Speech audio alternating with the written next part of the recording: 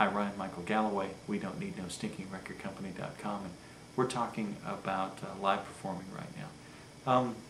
Way back when we were talking about recording, we had a conversation about dynamics, and I'd like to remind you about that again, but more in the context of live playing. This is something that's harder to handle with a band than it is an individual singer.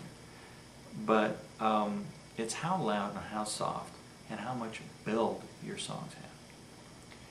What do you do with that? You know, an awful lot of bands, particularly young bands or new bands or people who aren't particularly experienced, they jump on and they go balls to the wall, high volume, high speed, all the way through a song, and there is no up and down. It is emotionally exhausting, and if you hit your audience with that over and over and over again for a number of songs, you know, if you start too high, you're in a position of the audience asking, where are we going to go from here? We certainly can't go up, because they're playing as fast and as hard and as loud as they can possibly play. And there's not going to be a pause because they just keep driving and driving and driving. And I know there's punk bands that do this and this is accepted, but some give and take in the volume and the pacing of a song is really important.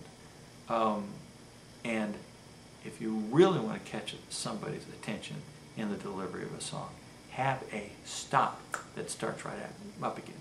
Because you'll be hearing people that are in the middle of conversation over the top of your song, and the music stops for a fraction of a second, and they'll be going, and so I said, oh, and they'll stop for a second, and they'll turn, and they will look at you, and it's a great way to hook somebody's attention, to have that break in a tune. So all I'm asking you to do is to pay attention to the high and lower volumes of a song, and there might even be places like at the end of the song where you, the technical term is retard the song, to slow it down, to become much more dramatic for the ending. And I will also say, it's very difficult to have a song that is anthemic in its tone if it's too fast. Think about The Who and all the rock anthems they did, and then compare it with somebody like the Ramones, who was, you know, really, really fast, and you can't call what they did when they were playing that way anthemic, if you will. Audiences love that really bold, anthemic sound. So keep that in mind, and do vary the volume and the delivery and the intensity of the songs that you're playing. There's lots of bands out there with examples of it.